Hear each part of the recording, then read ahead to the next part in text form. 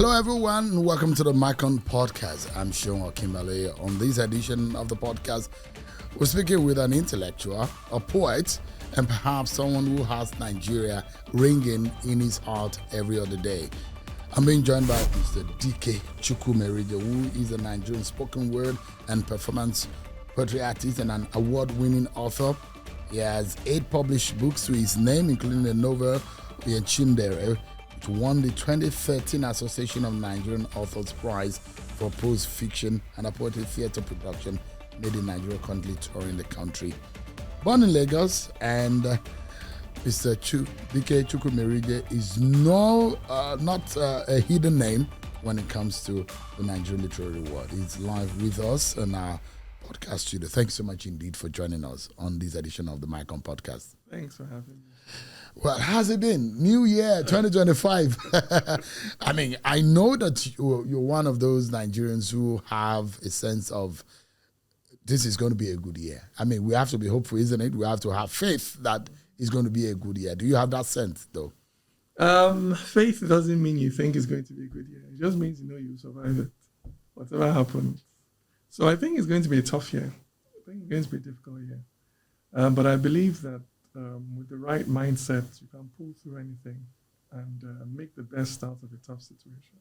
Mm. So from what I see and from all the predictions, if you listen to the news and what they're saying, the optimistic ones among them says it may be slightly better than last year. But last year was really tough. So slightly better is not great, you know, but more realistic projections tell us that we're still in troubled waters. Hmm. Does it worry you in any way? Because I know you don't have a problem feeding your family and, fending for yourself. But your fear is basically what? My fear is I won't consider myself in that place in life where I don't need to worry about fending for myself. So if things get really bad, everybody that is middle class, upper middle class, is going to worry about fending for themselves. We have school fees to pay now in Abuja, a private school. So everybody's going to worry about that. But even more worrisome is the impact on the larger society. You know, that we may be in a place where as people get poorer, those of us that have cars will suddenly become public enemy. Just having a car or having a house or going into a nice restaurant, you might be seen by a large section of the community, the society, as part of the problem.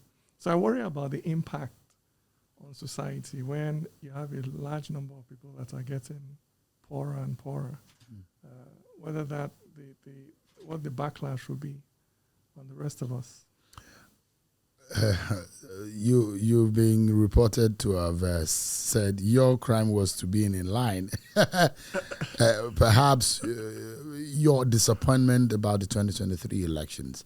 And when you see things going wrong or the way things are in the country at the moment, do you for a moment think that, well, maybe Nigeria deserves what they get based on what they put in? Or what exactly comes to your mind when you have a review of the 2023 election, especially with your own political stance? I just feel we missed an opportunity. So that hurts. I think we're so close to going in a different direction. So just thinking back to how close we came to just taking a different decision as a country, as a people, it always hurts. I don't really think, Nigerians deserve it, because the majority of people were not involved in that decision. I believe the presidential election was won with like 6 million or something. And close to 100 million people were registered voters. So I think that there is a huge electorate out there that are not happy with what happened. That the majority of people, this is not their decision. This is not a reflection of what they think Nigeria is and direction Nigeria should be going into. I think that we are trapped in the vision of a minority, and really the task is how the majority can properly organize. I don't think that Nigeria as it is today is a reflection of majority decision about what Nigeria is and where Nigeria should be going. So I don't think Nigerians deserve it. I empathize with Nigerians because I feel there are lots of people like me who wanted different and tried different, and we didn't use violence. We used our words. We tried to persuade. We tried to talk. We tried to warn. And things just didn't pan out the way we wanted. And now we're all suffering it. If there was a way to separate the people who wanted this from people who didn't and let the people that wanted it suffer, we'll be very happy to separate. But there's no way we're all in it together. So I don't feel Nigerians deserve it. I just feel like most of us, this is unfortunate. And we're having to suffer the consequences that we foresaw. Like, this is going to happen. With this kind of political culture of patronage, scratch my back, there's never going to be enough money to tackle our issues. You know, when you're out of every 1 naira, you're using 80 kobo to service political structure.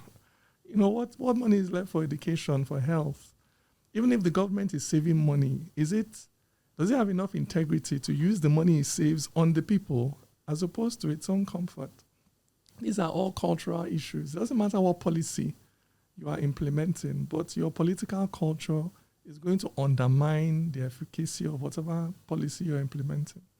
So my brother Seun, I just feel sad because we came close. When you say we came close, what was the path that you think Nigeria missed? I think that we should have voted for Peter Obi just because he has less political baggage. I believe that it will have had better results in terms of using public resources honestly, transparently. If we're going to suffer, let it be that all of us are suffering. Not that some people are still flying private jets, driving convoys, eating large, and then it's the people that are being squeezed. Ordinary people are being squeezed while the government is living large. At least we'll have had a government where if there is not enough, we would have seen that there is not enough. Presidents don't reduce in convoy. He's not flying private jets anymore. We'll see that, look, Nigeria is in a tough place. Because Nigeria is in a tough place. But the problem is that the sacrifice is all on the people, while those in office are not making any sacrifices. If you ask, okay, how has the government cut down? They say, we reduce the number of people that travel abroad. Is that cutting down? People can't afford food. They can't afford medicine. You're talking about reducing the number of people traveling abroad. So I think that we missed an opportunity to vote someone who would have used public resources in a more transparent and honest manner. That's the opportunity I think Nigerians miss. I imagine that for a lot of people who thought Peter Obi was the standard, was amongst his opponents on those who are on the ballot, he fits the bill, and those perhaps who have framed him in their minds, seeing him in the presidential villa, controlling the affairs of the country, and you probably are one of them. I know that you imagine things a lot, and you have a graphic mind because you have a creative and literary mind, and I'm imagining that when that didn't happen, how much of a disappointment was that for you? It was. I was deeply disappointed. I put my whole heart and my whole soul into it, and in all sincerity, not because I'm not a card-carrying member of the Labour Party. I'm not even what you would call an obedient. I was just a Nigerian who looked at the options on the table and thought, look, this person is the best person. And I put everything I had into it. So obviously, whenever you struggle really hard for something and you don't achieve it, you feel disappointed. But then that's why we all need to be resilient. Social struggle is I always say it's a marathon, it's not a sprint. So you have to be ready. I always give the example, in the US in 1897, the Supreme Court, the highest court in the land, ruled that discrimination and racism was constitutional.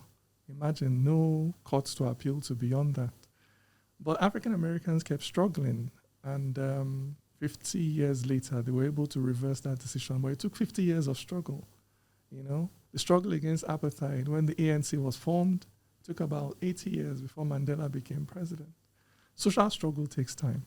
And if you know this, then you know that, okay, we've lost this battle, but we've not lost the war. We have to keep struggling. I have children, 4.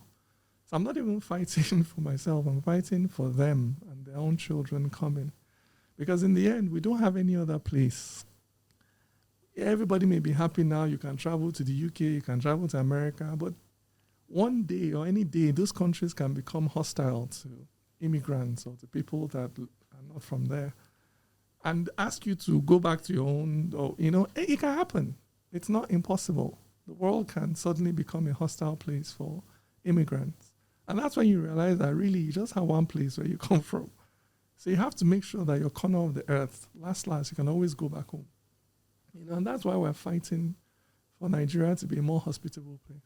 And honestly, Seun, if we had other options, let's say Okinbaloye had been on the ballot, it'll have been a different scenario, because then you're literally comparing like with like.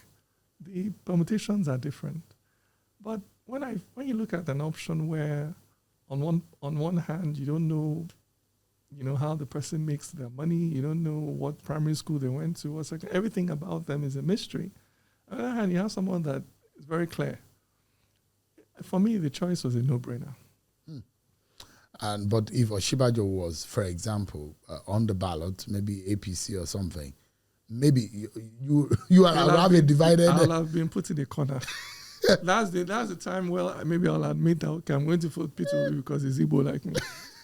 Because when they are both equal, and other considerations can come into play. So that you might say, okay, this one is from my side, I'll vote this one. But you can't.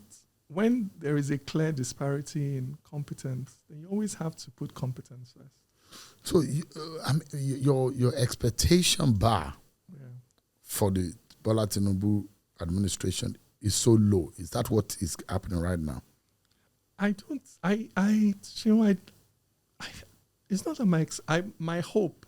Even after the election, I said I hope that he will do well, but my logical mind tells me that it is not possible because of the political culture.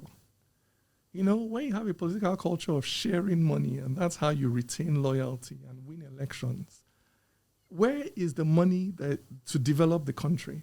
So I can't see how a political system like that, I don't have any problem with the person.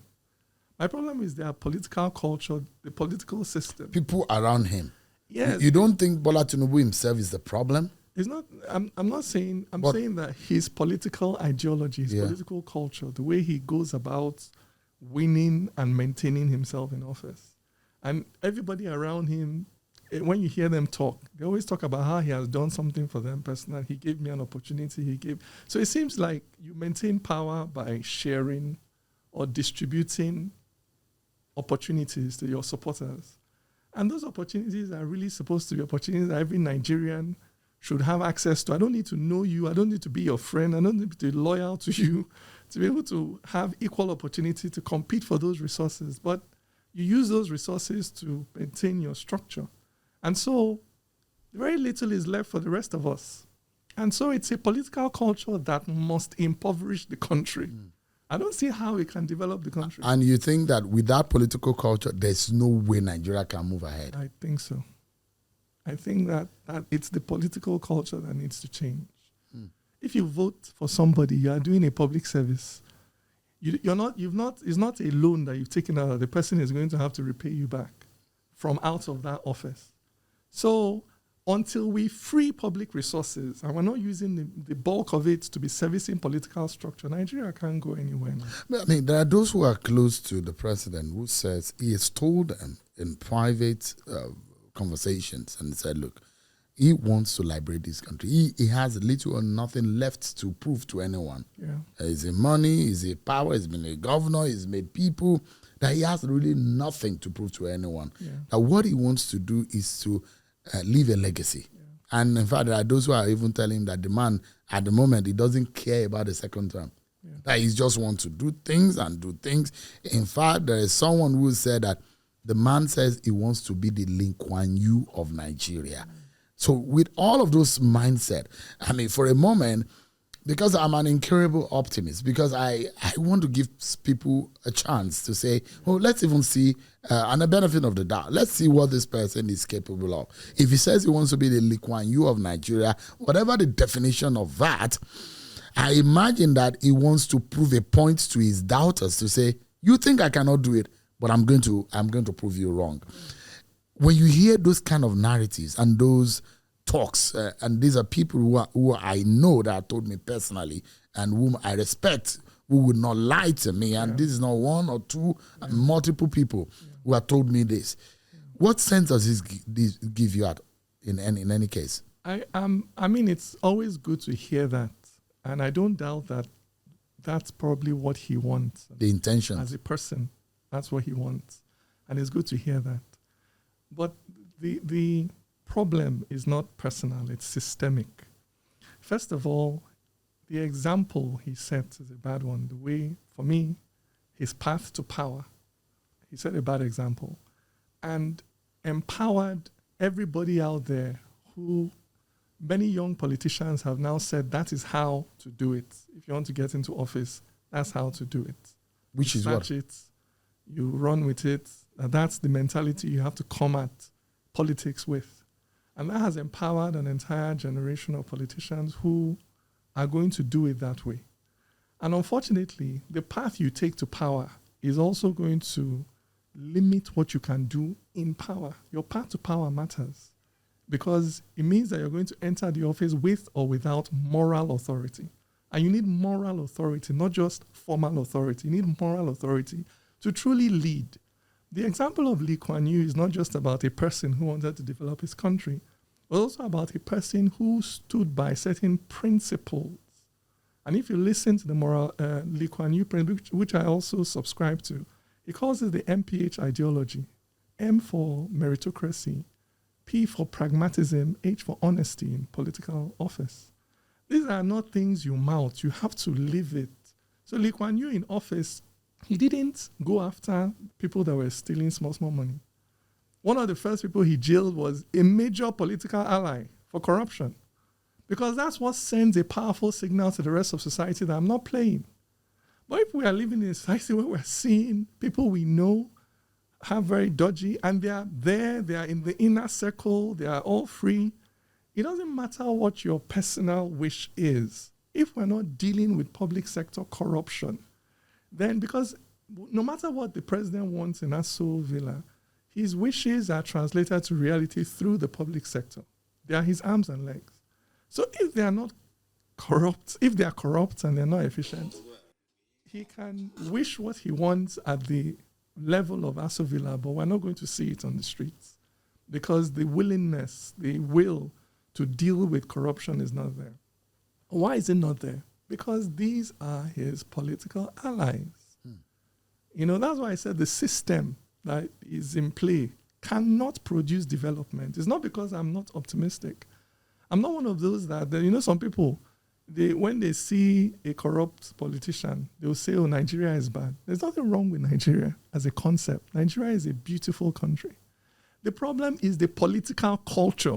That's once we change, it's like changing the software. Everything will just start working. So we need to kill that culture. We need to kill that culture. Build a system that can engender progress, because it's not progressive from the way you're describing it. It's not progressive at all. And we cannot move forward. We can. Well, how do we kill that political culture that you think can kill Nigeria if we don't kill it?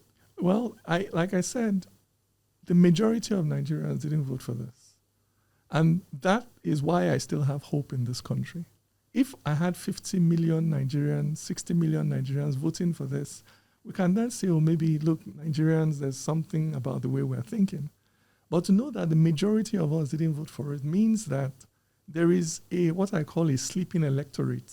Our voices are not being heard. And they're not being heard because we're not organizing properly, which is now the lesson we can learn from successful politicians, because their success is built on effective organization and mobilization of their people that think like them.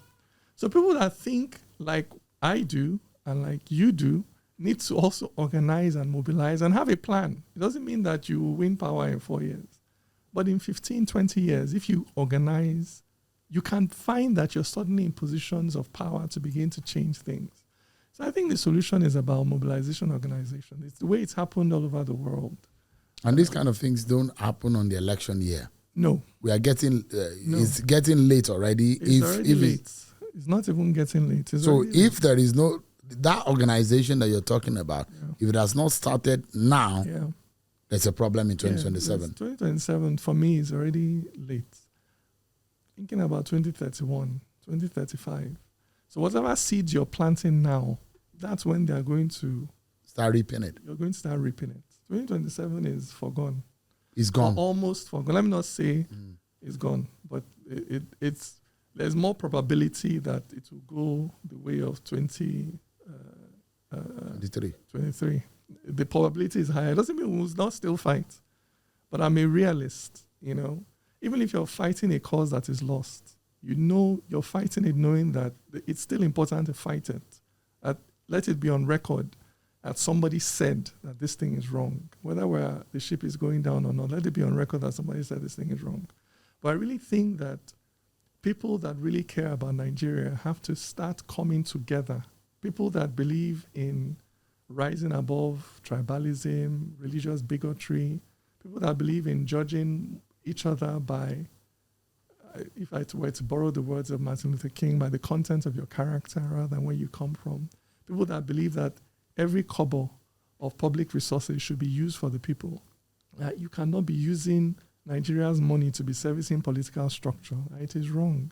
People like that have to start coming together, having conversations, forming themselves into pressure groups, and really thinking strategically and intentionally about how to evolve into effective political parties.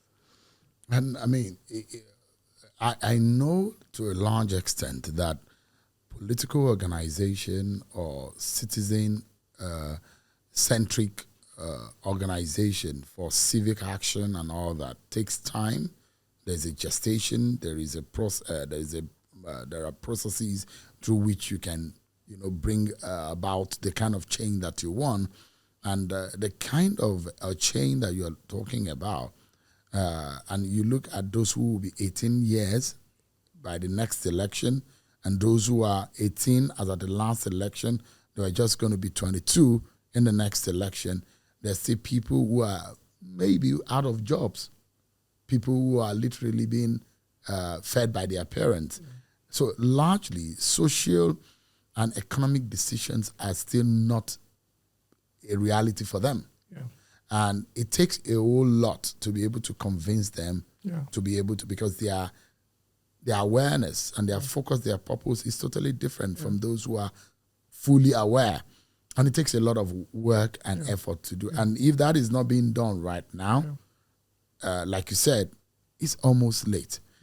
Do you fear, because there are those who think that Peter Obi should still throw his hat in the ring, that people will feel, if it does, without a proper alliance and the coming together of other opposition forces, there's still going to be the kind of defeats that we saw in 2023.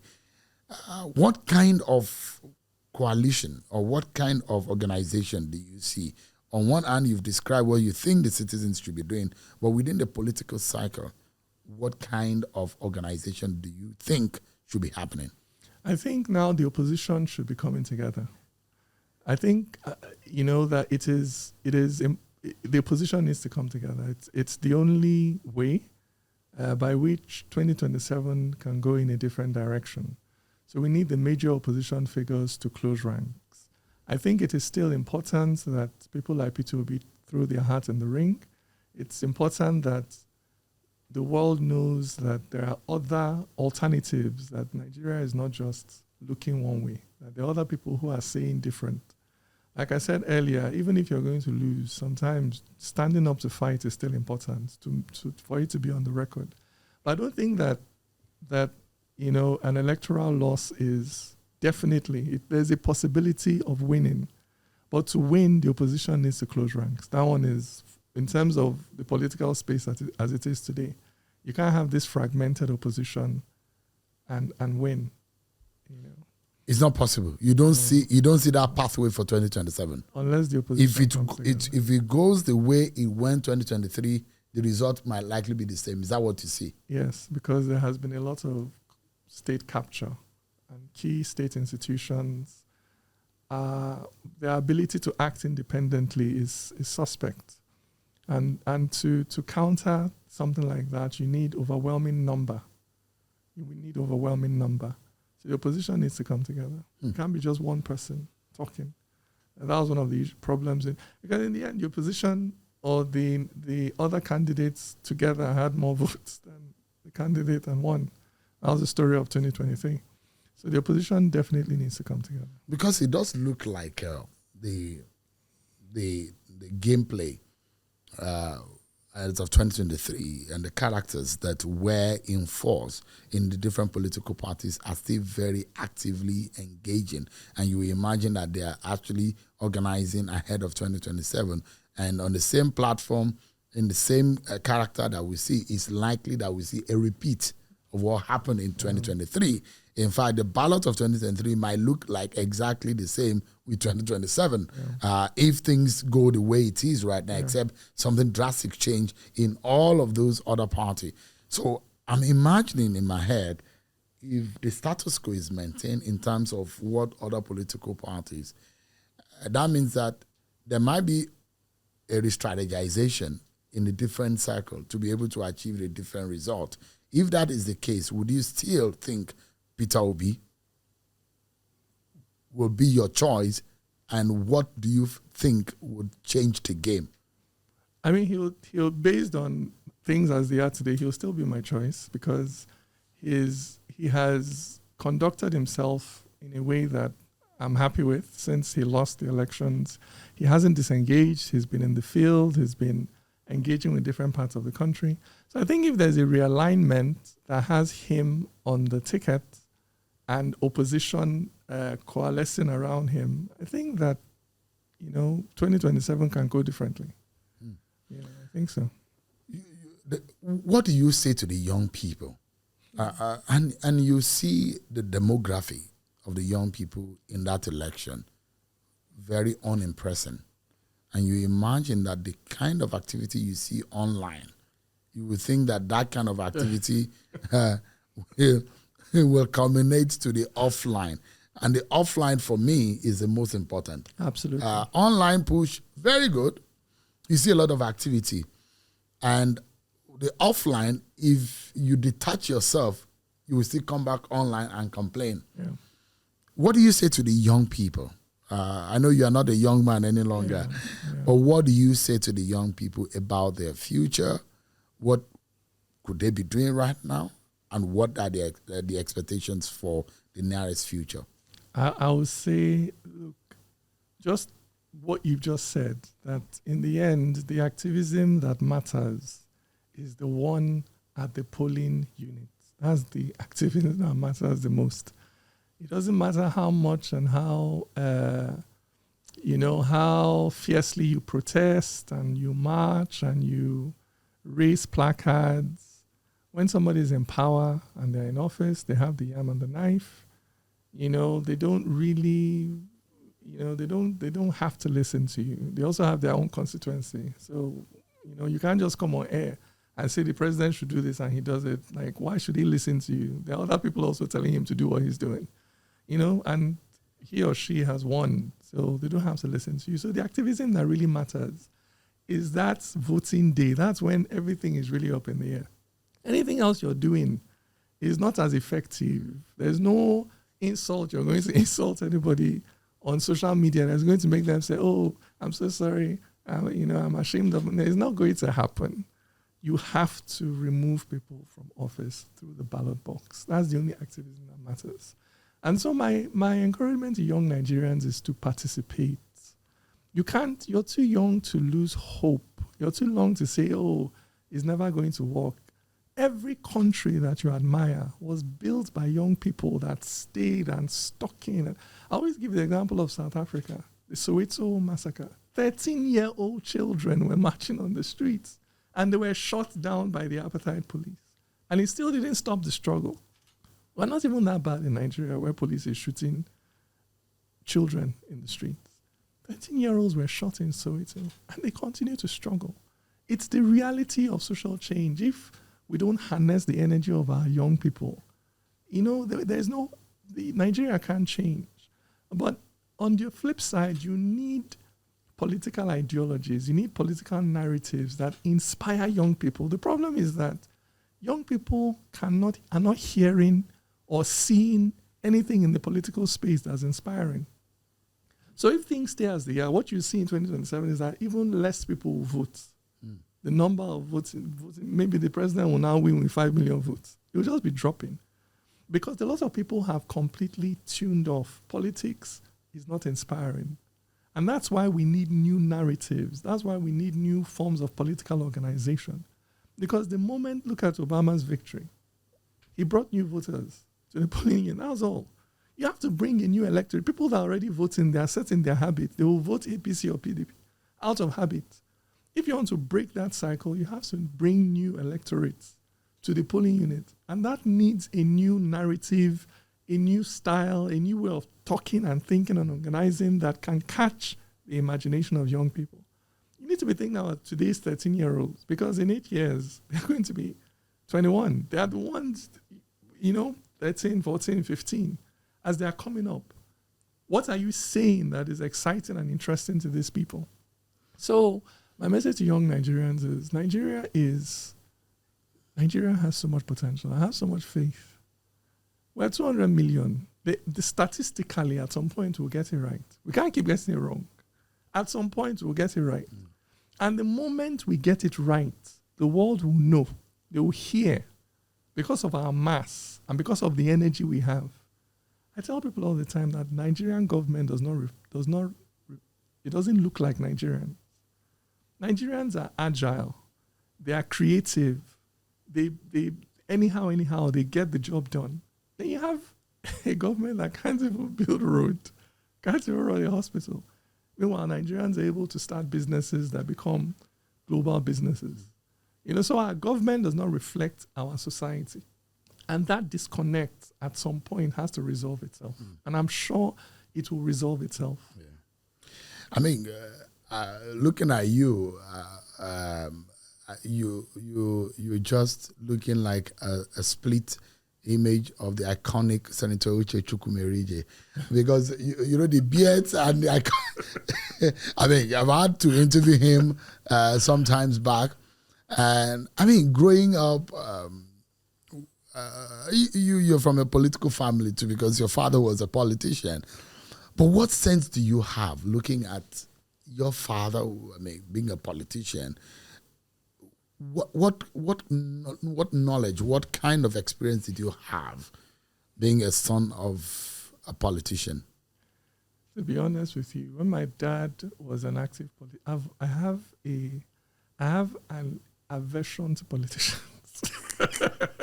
So you didn't sign. You didn't really sign up to him. I kept didn't like it. A bit of a distance. Honestly, I kept a bit of a distance because I just have an aversion to Nigerian politicians.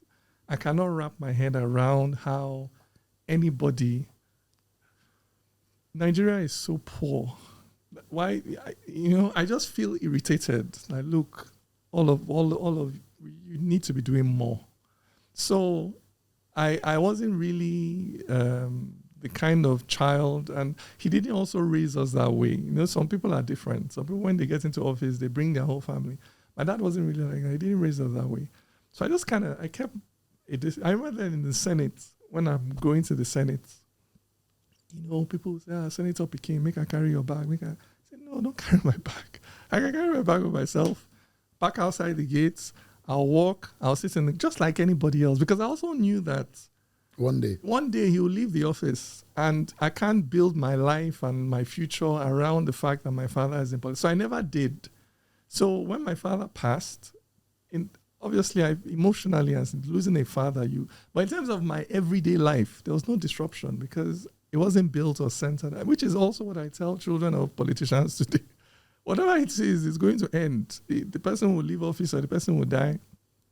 And if you don't learn to think for yourself and stand on your own feet, you're going to suffer it in the future. There's no amount of money that anybody can steal in office that will set you up for life. I'm telling you for real. So what I really learned from my dad are sort of things that I learned growing up in his house. My dad was also always a very conscious person. He was a Pan-Africanist. Our house was full of books. my house was full of Pan-African paintings and music and also the ideology that he always used to say that, look, taking care of your family is not something anybody is going to give you points for. But you need to know at the end of your life, you need to say that I've contributed something to making the world and society a better place. So that social consciousness is something that I got from my dad. You know, my dad was a journalist. Mm-hmm. Yeah. So my dad was, growing up, I grew up in the house of a journalist. I know how journalists, you in the house is full of current and what's happening. Yeah. So I had that social consciousness growing up. He was a reader, he was a writer, you know, he was a sports person. That's what I absorbed from him. But once he became a politician, my brother, I kept my distance. You knew that you lost a part of your father. Yes, he belongs to the people now. His constituent. But did he ever inspire you to want to go to politics in some way? He inspired me to want to politically engage, to be engaged with the struggle for a better society. But there are many ways to do it. You don't have to run for office. That's not the only way to do it. Mm. So my dad is definitely a major inspiration for me in terms of to engage with society and not to just leave my society and not care about what's happening. But in terms of running for office, he was very pragmatic. So he told me, look, if you want to run for office, you need to have this in place. You know, and if I look and those things are not in place, I know there's no point running for office. If you don't have the money, if you don't have certain kinds of contacts in Nigeria today, you know that it's going to be tough for you. So sometimes you're not ready for office, but there are some other things you can be doing to engage effectively with your society and continue to contribute. And that is something my dad gave me, that you must always contribute to the struggle for social change. Did you miss him? Oh, definitely. You know, I wish he was alive to see. He would have been so proud, you know. And it's when you lose a father or a parent that you realize that, there are very few people that really care for you in this world, you know. You've been doing stuff. Yeah. Chika had done what he did. Yeah. And so, he was alive to see a bit, but you wish that he had seen more. I wish he was here to see more. I wish he was here to see more. I also wish he had written more. My dad was a fantastic writer. I used to tell him then, leave all this borehole you're digging up at the whole place. Go write your book. And you'll laugh. And you say that when he finishes, he'll write. You see, the thing about life, I'm procrastinating. I remember the first time when I published my first collection of poems, I think it was around 2004. I was in the UK at the time doing a master's, and he came to visit. And I was really proud to come and show him. So I went to show him this collection of poems I had just published, and he held it. And he looked at it for a long time. And there was this look in his eyes. He said, you don't know what you've done for yourself. I wish I had written before I started doing all these things. And I never forgot that conversation. He said, what you've just done for yourself, you don't even know the value of it. It is important to document. Also, politicians out there, even if you were not able to solve the problem in office, tell us what your challenges were. Document it so that we don't have to go and start repeating the same mistakes. That's the importance of memoirs. Yeah. You don't have to be the person that solved it. You can just say all the ways it cannot be solved. Yeah. So I will learn, So some of these things, they live longer than the borehole you are digging or the keke napep you're buying for people. They will outlive them. By the way, how is Chika? Chika is doing well. He's doing really, really well. How did you feel when you saw him on the podium, on the world stage? I was proud. He's my younger brother. I know. I was so proud. I was watching his fight. I was a coward. I couldn't watch his fight. So I'll be in the bedroom. I'll be shouting to my wife, is he winning? Is he scoring? If she says yes, I'll come out and look. The moment they start scoring him, I'll run. I can't. You couldn't stand it? I couldn't stand it. Wow. He's my brother. And seeing him become this Olympian and this giant of a person, and I'm so proud of what he's doing now. He's training young people. He's trained somebody that has gone to the Olympics. So he's reproduced himself. And he goes to public schools at no cost. He'll take these young children, sponsor them to schools, train them, buy them equipment. Like I said, our dad raised us really to have a social conscience. And in the end, if you don't leave a positive mark on the world, you haven't lived. Quite interesting. I'm also very impressed by your Made in Nigeria project, and you're taking the promotion of unity and telling the Nigerian story, and you're really taking it around the country. What prompted that? What was the push?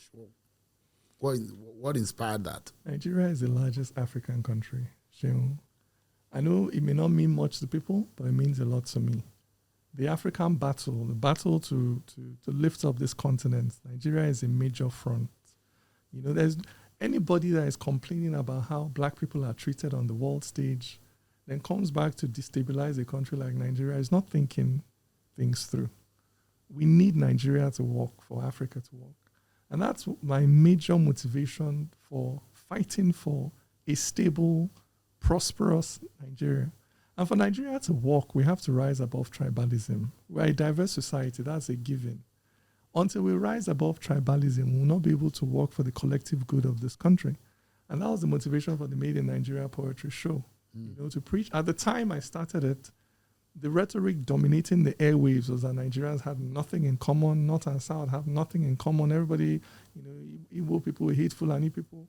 And the objective of that show was to show that we have, at the very least, as much in common as we have things that divide us.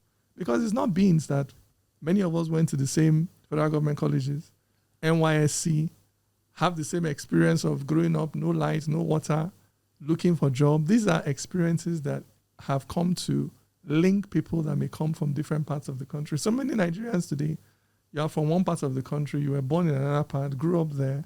These are experiences people can identify with. So the point of the show was to show that, look, we have as much in common as divides us, and we can use that to build a civic identity, which is critical to rescuing Nigeria from where it is today. Yeah. And I didn't just want to do the show in Abuja or Lagos, where when you do shows, it pays. I really wanted the message to go out. And that's why we toured with it. We've been to Maiduguri, we've been to Kano, we've been to Jalingo, we've been to Ife, Ibadan. We've gone everywhere, to places where people don't take shows to because there's no money to be made there. But it wasn't a commercial project. It was a social project to take a message in the heat of the agitation for dismemberment, secession, and say, no, there is more to this than meets the eye. So you're not an IPOB apologist. No, I'm not. You don't like it. I am not an apologist at all. But you believe that the Igbos need to be giving a voice. Absolutely. I understand the issues that have given rise. My dad was in Biafra. In fact, my parents met in the Biafran War. Both my mom and dad met in the Biafran War. So I understand our issues of marginalization, of reintegration into society. The way as an Igbo man, you're always looked at with some suspicion. Even me that has spent the last 10 years preaching one Nigeria, that people that still ask me what my agenda is. You believe in one Nigeria? Yeah, I do. Some of your, when I say IPOB brothers, because yes, they are brothers, but they believe differently from what you believe. Yeah. They might see you as a sold out. I mean, this guy is a sellout. As an Igbo person that believes in one Nigeria, you get attacked from the two sides. Do you get that a lot? Yeah, they say you're a sellout, an apologist for the Northerners or whatever. They also think that I must have a government appointment. That's the only way I can be preaching one Nigeria. Somebody must be paying me. And then from the other side, people are looking at you with suspicion. What's your agenda and things like that. But there's no agenda. There's just conviction and belief. You truly believe in one Nigeria? That for you think that with one Nigeria, that's the only way it can work? It's the only way it can work. I mean, there are those who believe that maybe we are better off, regionally, then in those blocks. When the British came, which ethnic group, which region was able to resist them? Which one? None. So we couldn't stand against the opposition individually. You can't. So we're better off together. We're better off together. The British never even fielded an army in Nigeria. They would just have a few officers. The people that are coming to fight you are other Nigerians from other parts of the country. That was what happened. If you keep all this, for me, it's just fantasy. No ethnic group was able to resist colonialism. None. All of them fell one by one. And that tells you that, and it's the same thing, we're facing a global system that is also self-interested. Every country is looking inwards and saying me first. There is no ethnic group that is going to be able to carry the African flag by itself. We must come together. We must find a way of coming together. Not just in Nigeria, across the continent, but we're starting here.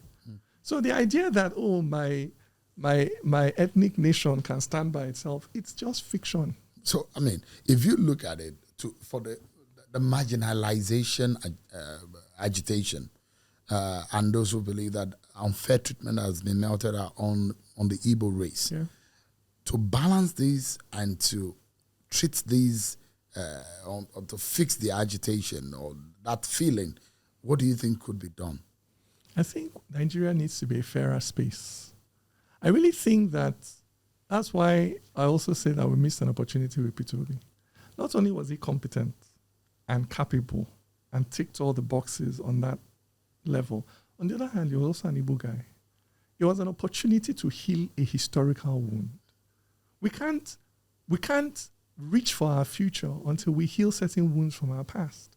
So it was an opportunity Nigeria had to kill two birds with one stone, to elect a competent person, and also to heal a historical sense of grievance with Igbo people. I don't think that opportunities like that they don't come often, and it should be seized because it shows that as a country, there was once a generation of politicians who understood this. I always say that 10 years after the end of the Civil War, an Igbo man was vice president. It was intentional because people were thinking about, look, we have to have a way of bringing inclusion in. It is common sense in a diverse society. People think that when you preach one Nigeria, it means you're preaching, we will not have tribe or no. We're saying that ethnicities and tribes will remain, but let's have a fair way of competing. It's just like when Man U and Man City are playing. As long as there is a competent referee on the field, it is entertainment. Perhaps those who believe that it was right for Olufalaye and Olusegun Obasanjo to, on the different political platform after the annulment of the MK Abiola election, and those who believe it's only fair to allow a politician or a president of a Yoruba extraction to emerge was the way forward. You think that Nigeria has not moved forward from the Nigerian Civil War? Yeah. Is that a feeling you have? Yes, we haven't. There are still issues from the war we need to resolve. Issues of suspicion against Igbo people. The fact that Igbo people are still sort of blamed as a collective for the coups, for the war. These are issues that still even the formation of the Kaduna Nzeogu team and the group, and how many Igbos were in that group, how many of them planned the coup, what really led to, all of those suspicions are still there. And unfortunately, right, there is the MLK Day in the United Kingdom, in the United States, to make people think about some of the values and some of what has shaped the American society, the agitation of the black person, the colored person in America. And I'm not sure, I imagine that there should be a day for a reflection about the Nigerian Civil War. It's not because we want to celebrate the Civil War. It's because we don't want the wound that almost tore us apart to go back. People died. People were starved to death. People were wiped out. People's sense of belonging and sense of livelihood were erased. And whether you belong to the other side on this other side, whatever side you belong, I think the nation needs to sit down and we need to start thinking about how we need to recognize that fault line and how we need to fix it. Absolutely. Being quiet about it will not fix it. I think help. I don't know. It just festers. That's what's happened over the years. Under the silence, the wound has just festered.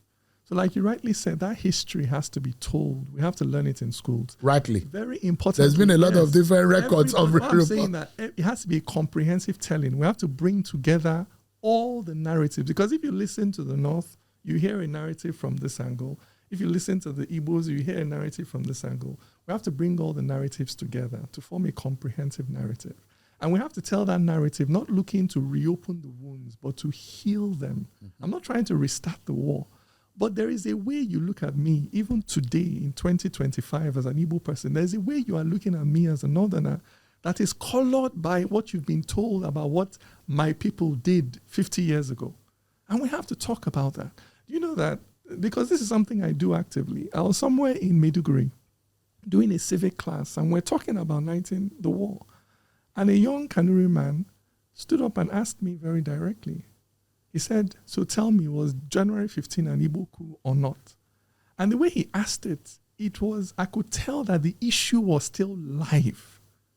He wasn't born as young as he was. He asked me directly, was it an Igbo coup?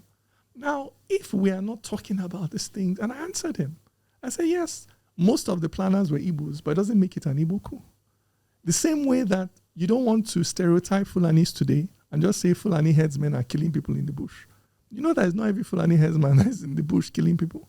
It's the same way that as Igbos, the fact that some Igbos planned a coup does not mean that all Igbos planned a coup and should be collectively punished.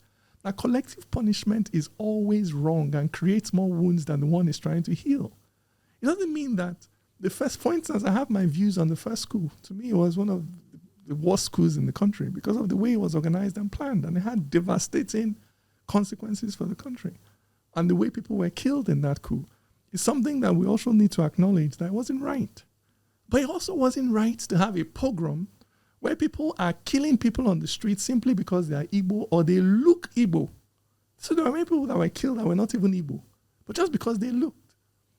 In this country, pregnant women stopped, their bellies slit open, their unborn children brought out and killed because of their ethnicity. These are things that should never happen. Mm-hmm. And unless we talk about it honestly, with a willingness to accept wherever the fault lies and say, you know what, that was wrong, we can't move forward. And it needs to happen. And there are those who think that actively whatever happened in South Africa, not because you want to put some people's backs against the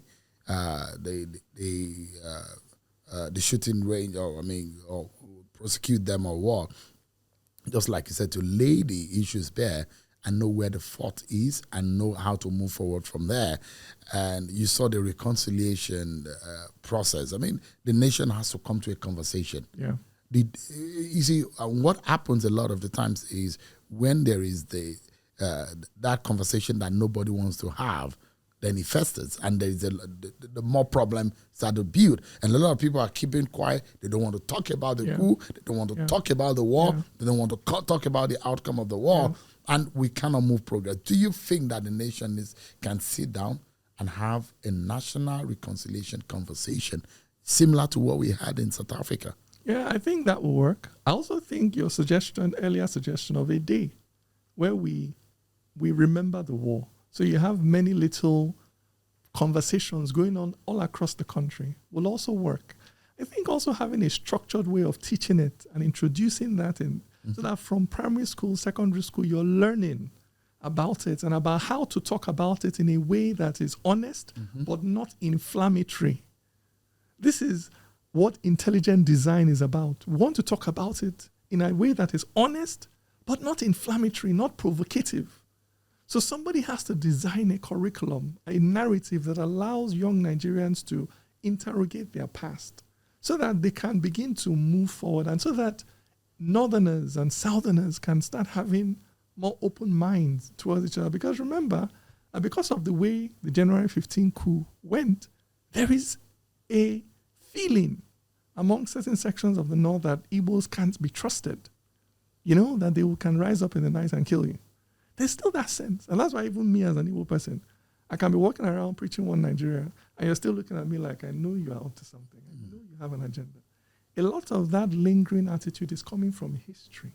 It's not coming from me or anything I'm doing. Do you for a moment think in your mind that, because this is very popular, and I do also sometimes get frustrated when I think this is what is happening with the Igbo race as a political group, that the Igbo man is prostitutional in his political activity, and forgive that narrative, But if you look at historically, the Igbo man will likely take whatever and just forget and just say, look, give me and let me move forward. And like our brothers in the north who will, whom a lot of people think that they come together a lot. They organize better. In fact, better than the Southwesterner. There are a lot of people believe that Yorubas are a bit more organized politically speaking. Although there are also issues. A Yoruba president will be more criticized by the Yoruba man. But you have a tendency that a northern president will have a quieter reign when he's in office because his fellow northerners will. But that you will see a lot, the Igbo man will be attacked, pulled down by his fellow Igbo people. That oneness politically is not there. And that is the reason why today we have not been able to have unison, singing from the same hymn book, from the Igbo people to have a common front. Do you see that problem? Is that narrative, is it right politically? Is it what is going on? Do you think those who have portrayed that narrative, is it really what is happening? Do you see that playing out? No, I see it completely differently. I don't see Igbos as disunited at all. I think it's about our heritages, our political heritages. The Igbo political heritage is a Republican one. We've never been a monarchical system. We've always been a Republican system where people compete and contest. Till today, in my Umunna meeting in the village, it doesn't matter how much older you are than me. If you say something that is, I can get up in the meeting and say, Dede, you're not right. That's our culture. And it has its strengths. Everything has its strengths and its weaknesses. It's also why Igbo society is so vibrant, it's so entrepreneurial, it's so resilient. It's why we survived the war, rebounded from the war, because we are like that. And why you are found in Taiwan, in China, in India, in so you can't you jump on the plane to China. 90% of the people you find there are Igbo people. What powers Igbo culture is not prostitutional. It is creativity, it's innovation. It is also what powers Pathfinder. So it's being described negatively. But it has its positive and even everybody, whatever your strength is, it has his weak side. And because of this Igbo culture, it is also why when eventually a leader emerges out of the Igbo people, that person is exceptional. Because the person had to really, really win everybody's respect to get there.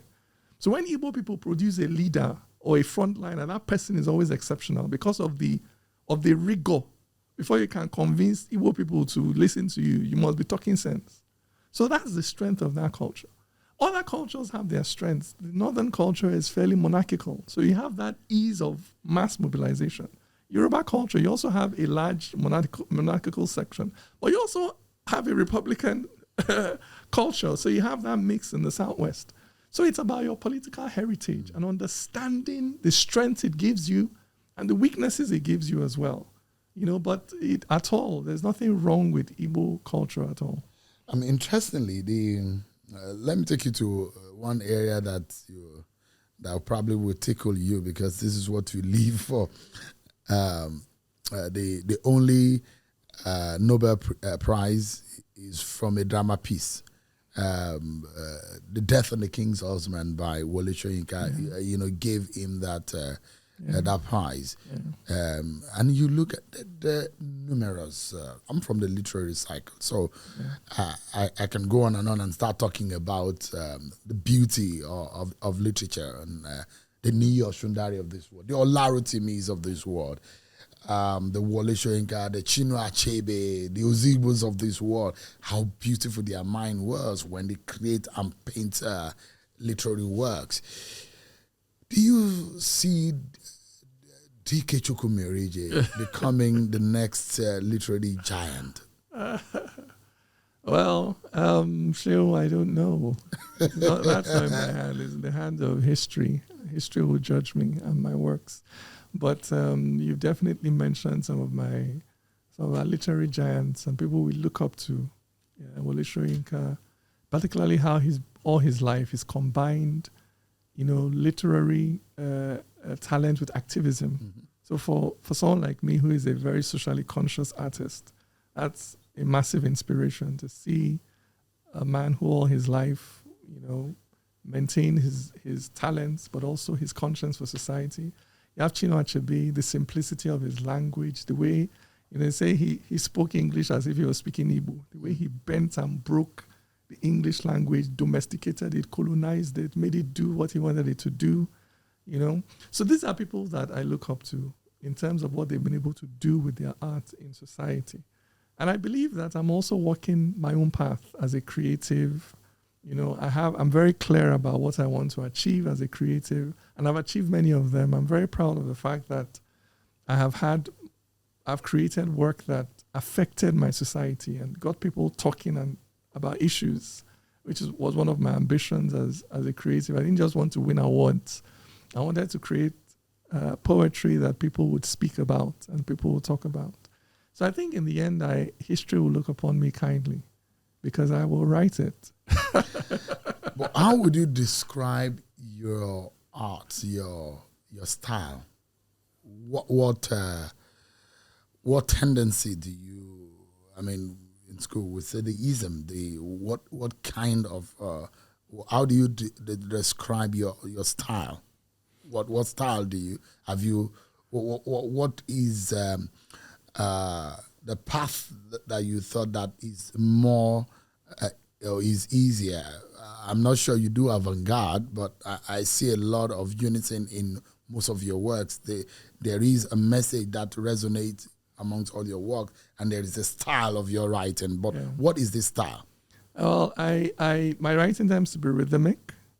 It tends to be simple, and then it tends to be socially conscious.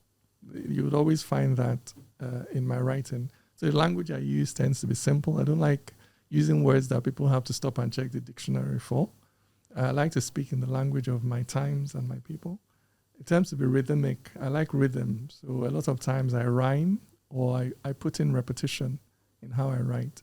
And then at this season of my life as a creative, my work is always socially conscious. So I'm not likely going to be writing about love and the moon and the flirting of butterflies on the leaves of the That's not probably going to be me.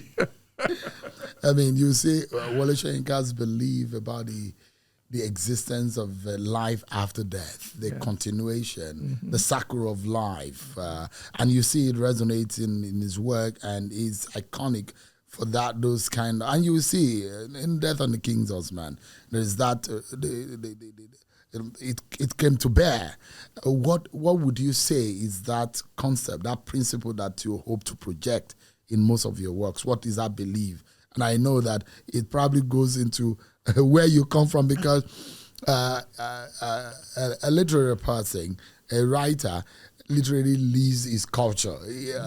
Our works are usually cosmological. You can't take away yourself from your culture. There is a sense that you are deeply rooted. Your thinking, your mind is deeply rooted in your culture. What is it that resonates more with you? I guess your belief system. It will be two things. One, the fact that the black man, and by black man I mean black man and woman, must rise. It's deeply rooted in affects everything I write. And then secondly, that we should live life from inside out. So you should live out your purpose in life. You should not simply spend your life chasing money and fame. You should spend your life chasing deep inner fulfillment, the knowledge that I did what I came to this earth to do. So those are two themes. At what point do you realize that poetry for you wanted to take it to the next level? It was in my mid-20s. In fact, I remember it was at an event. I had been invited to the 50th anniversary of Ghana. Ghanaian students at SOAS, University of London, were celebrating their 50th anniversary and invited me to come and do a poem. And I thought it would be a small gathering that I was used to, where everybody is a nerd and you read. When I got there, it was a full party, like rave. People were breakdancing, people were rapping. I said, I was with my girlfriend at the time, my wife now. I said, so I tried to embarrass me. Like, why am I going to go on stage? How can I follow rappers? And So I said, let's just go. She said, no, that nobody even knows you if you embarrass yourself. So we'll just go and do your poem. So I went on stage with my sweater, and then I now said, look, I'm sorry, I can't sing or dance. I know what these children started doing. They're booing me. Get up this stage. But the thing just had in me. I was like, I don't get respect. They must listen to this poem today. So I just opened the paper. I didn't even look at the audience again. I just started reading. My brother, everywhere just went silent. You could hear a pin drop. I wasn't even performing. I didn't even know our performance. Nothing. I was just reading. Everywhere just went pin drop silent. I was the only one that got a standing ovation. That was when I knew that there is power in words. I mean, not upwards poetry performers, but you have taken it to the next level. Yeah. You perform your poems a lot of the times. Yeah. What is your creative process like? It's very intuitive. I go with the flow. I go with how I feel. I didn't study theater arts. I didn't study anything creative. I read law in school, But when you have a talent, there is I don't want to say spirit that comes with it, but there is a spirit that comes with it that you just feel this is the right thing to do. This is how to move with it. So at the beginning, it was very intuitive. These days, I tend to be a bit more structured. So I would ask myself before I start writing, what's the theme? What's the structure? What's the subplot? I do all that. I now plan before I begin to write. But originally, I was very intuitive. I would just write as it flowed out. I mean, we would love you to. I mean, we have you in our studio, and it will be an honor for you to. I know you've. There is a merger of your literary person and activism now. Could you do a piece for us as we close the program? Okay, let me try. Yeah. Bring back the kobo in our pockets, when a coin could buy a boy his biscuits. Bring back the days of neighborhoods, the good we had in all of us. Bring back the trees, bring back the river. Bring back a clean and peaceful delta. Bring back the night, the full moon night, and the stories we told by candlelight, the songs each one knew well by heart, the games we played before the internet. Bring back Okocha, the wonder years. Who brought us to this place of tears? So where is Jos?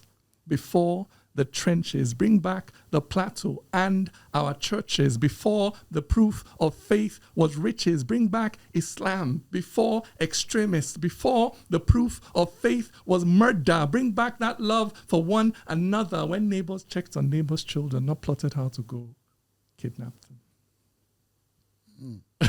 Fabulous. Dike Chukwumerije, a lawyer, a poet, and I won't forget this part, the son of an iconic politician, Senator Uche Chukwumerije. One of those few moments that you will remember that man.